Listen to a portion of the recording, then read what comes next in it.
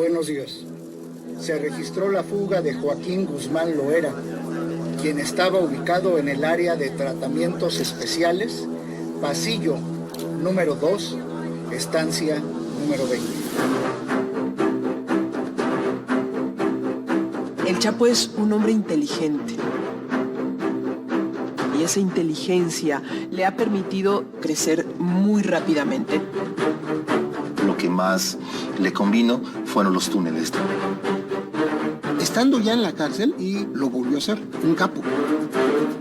El personal del Centro Federal hizo una revisión en la celda y en ella encontró una boca de túnel.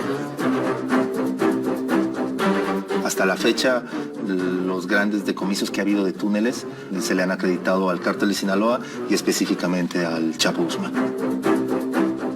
En este momento, 18 elementos de diversas áreas del penal están siendo trasladados a la Ciudad de México para ser interrogados en las instalaciones de Seido.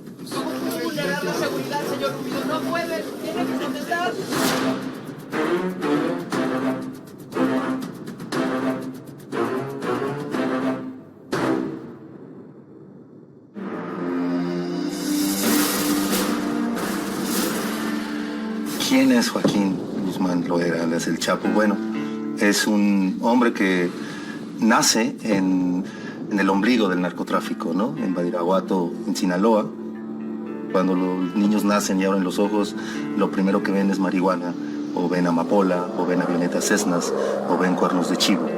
En ese mundo es donde nace el Chapo Guzmán, un hombre que empieza a vender quesos, naranjas y pan, y de pronto un día, bueno, pues termina convirtiéndose en el hombre más buscado.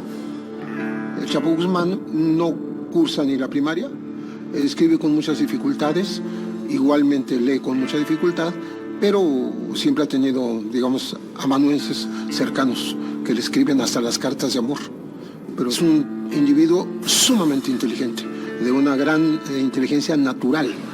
Y aunque no tenga preparación escolar, tiene esa penetración, esa agudeza y ese olfato para los negocios.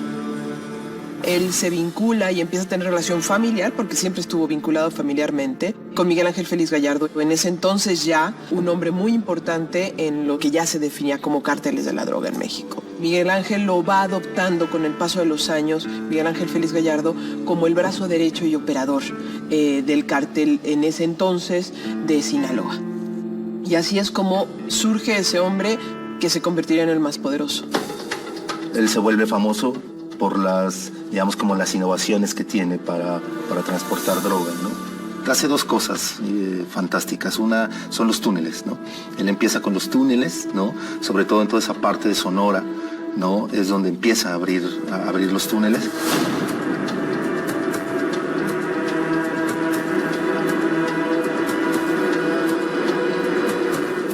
Pero la otra que se le ingenió fue en latas de chiles, ¿no?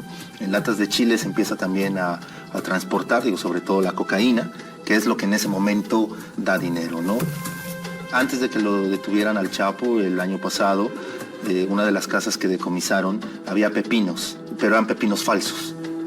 Entonces parecían pepinos, ¿no? Solamente se les abría y metían la droga. ¿Cómo empezó la enemistad con los Arellano? Hay una historia que se cuenta y que de ahí parten. Es el Rayo López, un amigo del Chapo, llegó a una fiesta de los Arellano. Llegó, quería entrar, no lo dejaron, se peleó afuera, salió Ramón Arellano Félix, le disparó, lo mata, y el Chapo nunca le perdonó eso a los Arellano, ¿no? Porque el Rayo era como su hermano, y es cuando empieza la guerra básicamente entre el Chapo y los Arellano.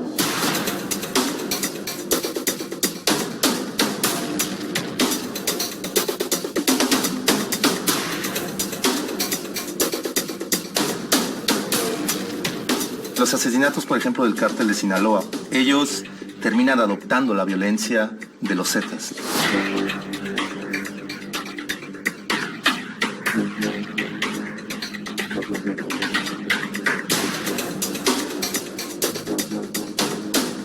Los Zetas, cuando surgen, ellos nos dicen que la violencia es infinita, ¿no?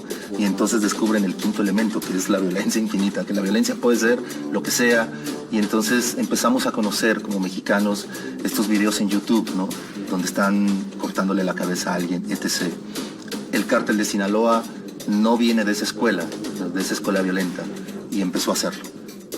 Cabeza por cabeza, ojo por ojo. Y era básicamente algo para decir, nosotros también podemos ser igual de violentos. Tú dejas a un colgado en un puente, yo dejo a dos.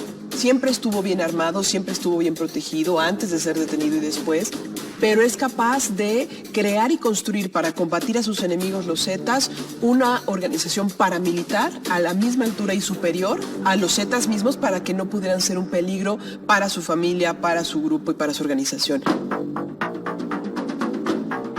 Era un hombre que vivía mucho en ranchos de lujo, sí, en efecto, en su momento así fue, en donde tenía caballos, tenía perros muy hermosos. Alguna vez le atribuyeron también animales de tipo zoológico. La madre de Joaquín Guzmán Loera es de la religión evangélica. Porque no hay un motivo, no hay una razón para que anden molestando la familia. Una persona muy sencilla, pues como él era, ¿no? Y que rezaba con unas amigas ahí a la intemperie. Cuando las vio el Chapo dijo, no sé si le habla de tú o de usted, oiga mamá, pues ¿usted qué hace aquí? No, estamos rezando, pero no tenemos dónde. Entonces mandó a construir un templo.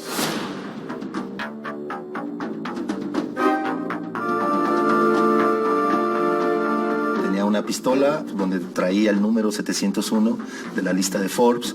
Eso sí, muchos de sus pistoleros traen una pistola 701, ¿no? Me mandaron a hacer, ¿no? A grabarlo, y sí, con la fotografía del Chapo. Algunos han puesto diamantes, otros simplemente la fotografía, ¿no? Pero sí traen todos grabados el 701. Con lo que respecta a sus residencias, estaban conectadas por los subterráneos en Culiacán. ¿Qué quiere decir eso? Eran túneles de agua pluvial, no drenaje.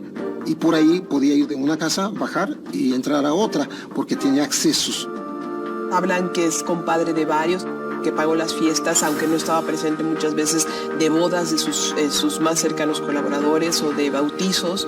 Le gustaba bautizar a muchos niños. Y también era un hombre que le gustaba la música de banda. Hablan mucho de que el patrón o el señor pagaba por horas la banda. Pero se habla, evidentemente, que las fiestas donde quedaba el Chapo había de muchas mujeres, aunque yo llegué a hablar con alguien que lo conoció muy bien, y él me decía que al Chapo lo que le gustaba era llevarle serenatas a las mujeres, ¿no? Agarraba, contrataba el grupo y se ponían a caminar horas por la sierra hasta que llegaban al pueblito, daba la serenata a la chica y se iban. En algún momento, en algún decomiso de un laboratorio en donde supuestamente había estado el Chapo Guzmán ahí, pero terminó huyendo, se encontraron catálogos de mujeres, ¿no? Que eran mujeres colombianas, ¿no? Y que se pedían por catálogo, y entonces llegaban, ¿no?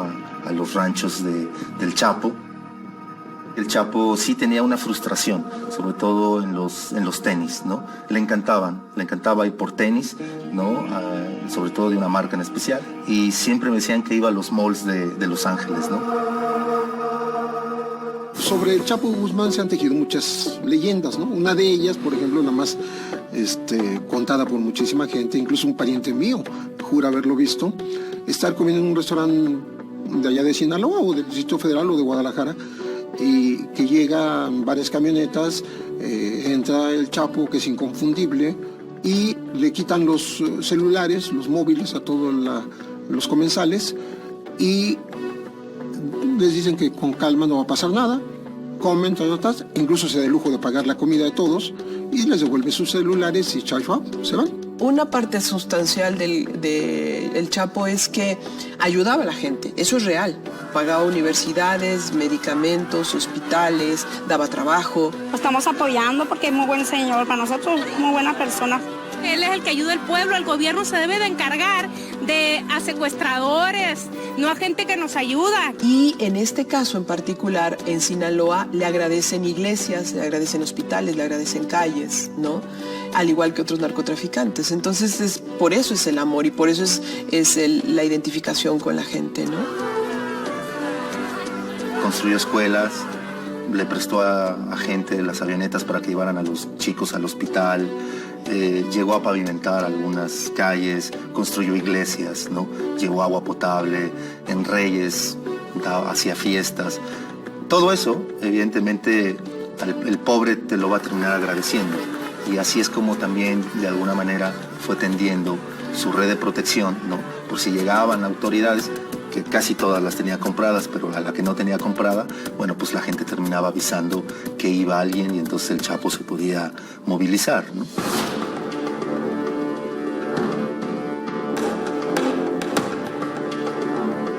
En el aeropuerto de Guadalajara, el 24 de mayo de 1993, se encontraron dos grupos de traficantes que se habían estado buscando y curiosamente coinciden en el aeropuerto.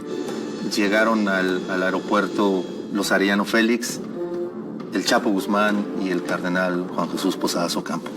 ¿Qué pasó ahí? La versión oficial es que muere el cardenal en un fuego cruzado.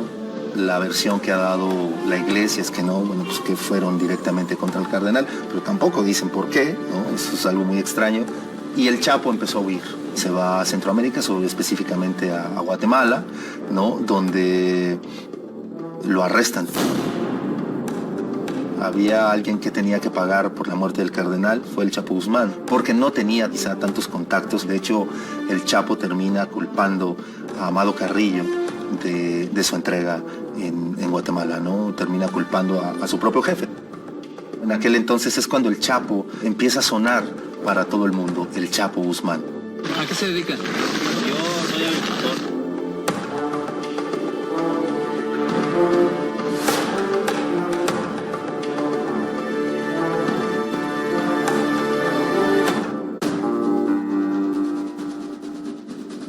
Menos de 3 semanas después de la muerte del cardenal Juan Jesús Posadas Ocampo, Joaquín Guzmán Loera es atrapado en la frontera México-Guatemala.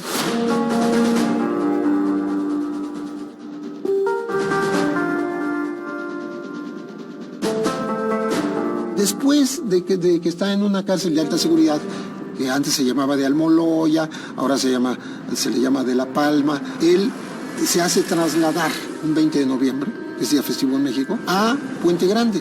Después de 6 años y medio de mantenerse en prisión, fue conociendo la prisión, fue entendiendo cómo funcionaba, fueron adelgazándose las formas de control. De cuando él llegó, que empezó a como terminaron, tanto en Almoloya como en Puente Grande, hoy una distancia enorme. Cuando empieza el penal de máxima seguridad, los presos no podían ver a la cara a ningún custodio, tenían que mantener la vista fija en el piso, caminaban por pasillos solos, custodiados por 3 o 4 guardias. A veces las salidas al patio eran en solitario, dependiendo del grado, o eran acompañados por 2 o 3, pero no podían platicar prácticamente. La comida eran solos, la ropa que usaban era muy limitada y solamente para resguardarse el frío. Tenían que hacer tareas de limpieza y demás. Las visitas eran muy controladas, salvo aquellas partes en donde lograban meter a su familia como abogados o representantes. Pero todo eso se fue relajando y el Chapo lo fue promoviendo.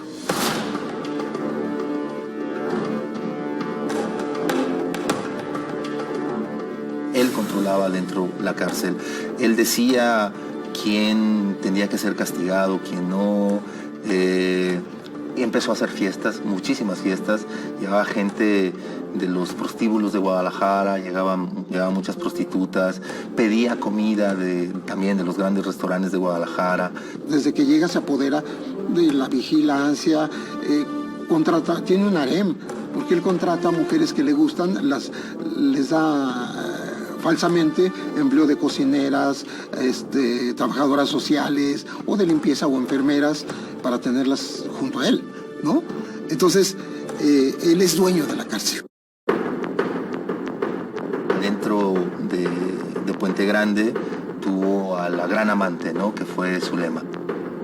esta chica famosa que, bueno, ella fue por una cuestión de drogas, estaba allá adentro, el Chapo le escribió cartas, ¿no? Son muy famosas esas cartas. Zulema terminó siendo asesinada ya fuera de la cárcel, se le puso una Z en el cuerpo, se dice que fueron los Zetas, aunque bueno, también hay otra versión que no, o sea, simplemente la Z le pusieron un poco para tapar la versión, las verdaderas razones, que tuvo que ver algo con que ella se dedicaba al robo de trailers junto con su hermano. ¿Logró tener el control? Sí. Pero no pensemos que él dominaba y era como director, no pensemos eso, pensémoslo más bien que siendo un penal de máxima seguridad, logra someter a diferentes espacios de seguridad, intimidándolos y pagándoles dinero, y eso le permite controlar los márgenes de acción, no totalmente, porque el último cinturón de seguridad de esos penales es del ejército. Y aparentemente ese cinturón nunca lo logró someter. Vuelve a salir a los medios como el gran capo cuando se escapa. Se escapa en enero de 2001 con Vicente Fox en la presidencia. Tenía 50 días de estar en la presidencia y en ese lenguaje que le era tan grato a Vicente Fox, dijo: nos metieron un gol, porque de ahí se rehizo el cártel de Sinaloa y es el más influyente de este país.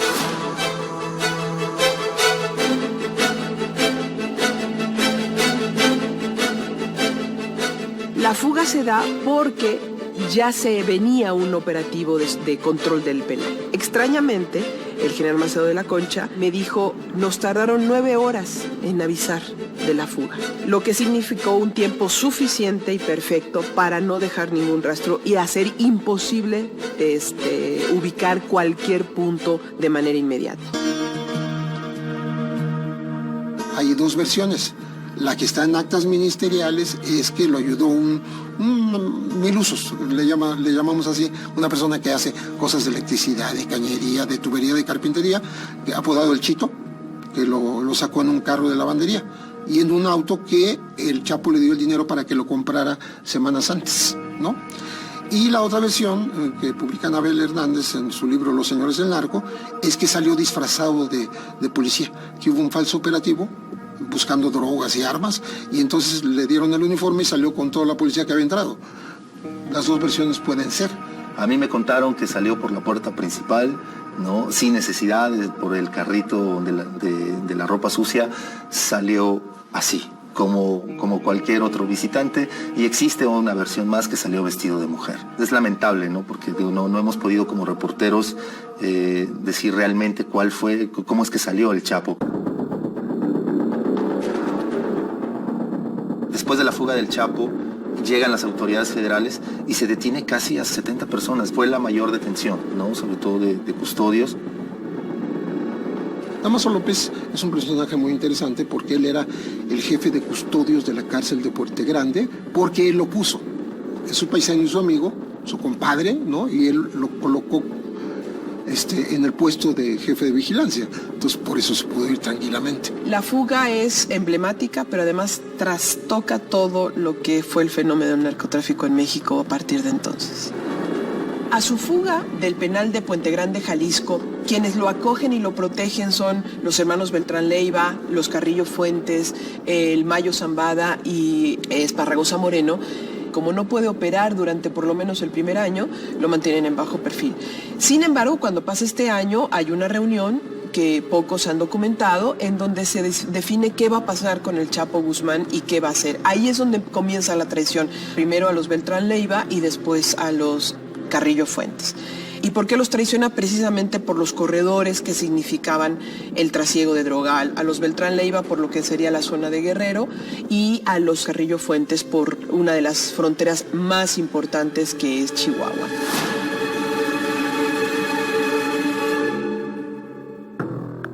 El cártel de Sinaloa creció.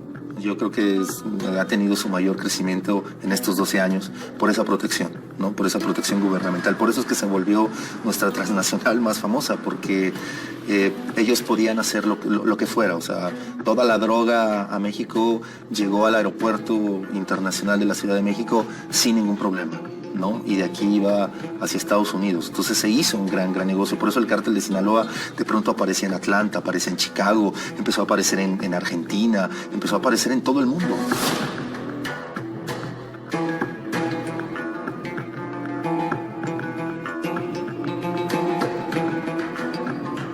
El Chapo tiene una responsabilidad en las más de 40,000 muertes que se contabilizan oficialmente en el narcotráfico en México, porque el cártel de Sinaloa empezó a tener este poderío y él, como director general de la empresa, tenía que ver evidentemente con la operatividad, y la operatividad en el narco es matar.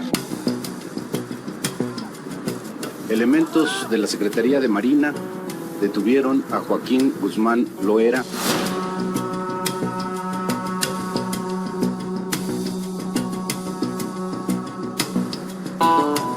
Lo capturan, según la versión oficial, en unos condominios clase medieros ahí de Mazatlán, del puerto de Mazatlán. En días previos estuvieron capturando a gente muy cercana al Chapo y cruzaron todos los teléfonos habidos y por haber. Y dieron con su teléfono, el teléfono de su esposa, parece que jugó un papel importante, de Emma, y ella estaba con él. Y sus 2 gemelitas, y una nana, y una cocinera, y un solo guardaespaldas. Afirman personeros de la DEA que ellos estuvieron en esta captura. ¿Por qué se da su captura? Yo, en lo personal, a partir de hablar con diferentes personajes, fue una detección fortuita que llevó a una entrega pactada. En todas estas entregas de capos, de grandes capos, siempre hay un pacto atrás para lograr el equilibrio y lograr la tranquilidad. Y es muy probable que Guzmán Loera siguiera operando como gran jefe desde la cárcel.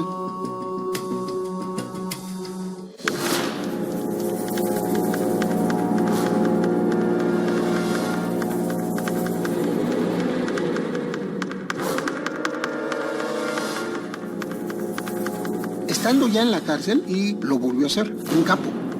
Lo que más le convino fueron los túneles.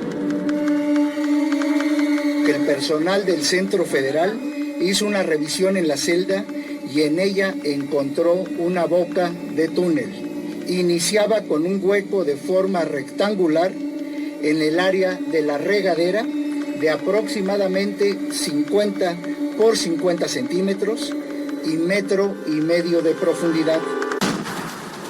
Así, se llega hasta un túnel con dimensiones aproximadas de 1.7 metros de altura y de 70 a 80 centímetros de ancho, mismo que se extiende por una longitud de 1.500 metros. El túnel cuenta con tubería de PVC, presumiblemente para ventilación, así como con alumbrado, y una motocicleta adaptada sobre rieles como mecanismo de tracción.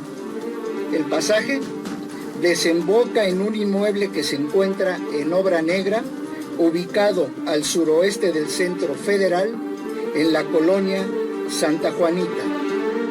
Son hombres sanguinarios, capaces de todo, de cualquier cosa, pero con esa visión que les permite montar un gran negocio que desafía al Estado mismo y que definieron una época. Joaquín Guzmán adquiere una fama por sí mismo, pero quien lo eleva a categoría de mito es el propio gobierno, porque le atribuye cuanta tráfico o balacera existen. Y por supuesto, a partir de que se va de la prisión, pues se vuelve un hombre sumamente legendario.